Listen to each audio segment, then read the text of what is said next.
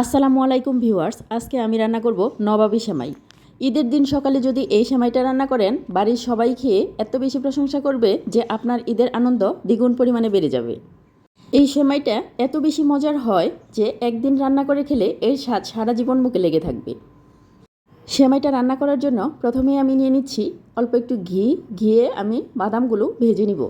এখানে আমি ব্যবহার করেছি কাজু বাদাম এবং পেস্তা বাদাম। আপনারা এখানে আরও অন্যান্য বাদাম চাইলে ব্যবহার করতে পারেন। হালকা একটু ভেজে দিয়ে দিলাম কিশমিশ। এটা এখন খুব ভালোভাবে ভেজে উঠিয়ে নিতে হবে। এই বাদামটা ঘিয়ে ভেজে ব্যবহার করলে সেমাইয়ের স্বাদ কিন্তু দ্বিগুণ পরিমাণে বেড়ে যায়। এখন আমরা এখানে আরও অল্প একটু ঘি নিয়ে এখানে আমরা দিয়ে দিলাম 1 প্যাকেট লাচ্ছা সেমাই। এখন এখানে দিয়ে দিলাম পরিমাণ মতো চিনি। এখানে আপনারা আপনাদের পছন্দ মতো চিনি ব্যবহার করতে পারেন। যেহেতু আমরা ক্রিম ব্যবহার করব, সেই ক্রিমেও কিন্তু মিষ্টি থাকবে, তাই এখানে চিনির পরিমাণ একটু কমই দিতে হবে। এখন এখানে দিয়ে দিব গুঁড়া দুধ, দিয়ে খুব ভালোভাবে ভেজে নিতে হবে।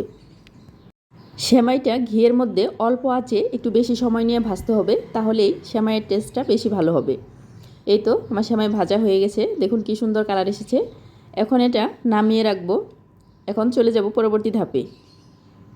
এখানে দিয়ে দিলাম 1 লিটার পরিমাণ দুধ। এটা হালকা একটু জাল করে এখন এখানে দিয়ে দিব কনডেন্স মিল্ক। এখানে কনডেন্স মিল্ক ব্যবহার করলে দুধটা তাড়াতাড়ি ঘন হয়ে যাবে। এখন এখানে দিয়ে দিব পরিমাণ মতো চিনি। এখানে চিনিটা একটু পরিমাণে কমই দিতে হবে, কারণ কনডেন্স মিল্ক ব্যবহার করা হয়েছে। কনডেন্স মিল্কেও কিন্তু মিষ্টি থাকে। এখন এটা জাল হতে থাক, আমরা একটা মিশ্রণ তৈরি করে নিব। মিশ্রণ তৈরি করার জন্য এখানে নিয়েছি 1 চামচ পরিমাণ কর্নফ্লাওয়ার এবং 1 চামচ পরিমাণ কাস্টার্ড পাউডার। এখন এটা দুধ দিয়ে খুব ভালোভাবে গুলিয়ে নিব। এই মিশ্রণটা খুব ভালোভাবে মিশিয়ে নিলে দুধের মধ্যে দিলে আর দলা পাকানোর সম্ভাবনা থাকবে না। এখন এই মিশ্রণটা জাল করা দুধের মধ্যে অল্প অল্প করে দিয়ে খুব ভালোভাবে মিশিয়ে নিতে হবে।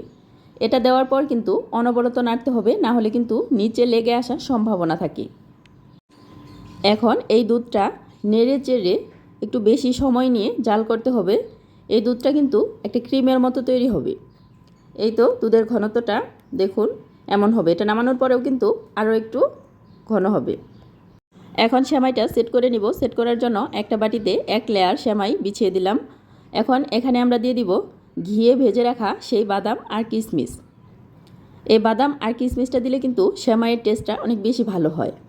এখন এখানে দিয়ে দিব যে ক্রিম জাল করে রেখেছি সেই ক্রিম। এটা একটু বেশি করেই দিয়ে দিচ্ছি। সেমাইতে ক্রিমের পরিমাণ যত বেশি হবে এই সেমাইটা কিন্তু খেতে তত বেশি মজা লাগবে। ক্রিম দেওয়া হয়ে গেলে এখন উপরে আরেক লেয়ার সেমাই দিয়ে দিব।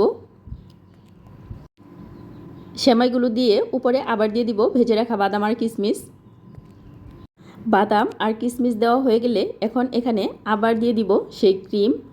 এইভাবে ক্রিম এবং সেমাইয়ের 2-3টা লেয়ার আমি করে নিয়েছি। আপনারা চাইলে এখানে 1 লেয়ার, 2 লেয়ার, 3 লেয়ার নিজের ইচ্ছা মতো করে নিতে পারেন। আমি এখানে 2-3 লেয়ারের মতো করে নিয়েছি। এই সেমাইয়ের প্রতিটা লেয়ার খেতে এত বেশি টেস্টি, আপনারা এটা তৈরি করে না খেলে বুঝতেই পারবেন না। আপনারাও চাইলে এই রেসিপি ফলো করে এই ঈদে তৈরি করে নিতে পারেন এই মজাদার স্বাদের নবাবী সেমাই এবং পরিবারের সবার মন জয় করে নিতে পারেন।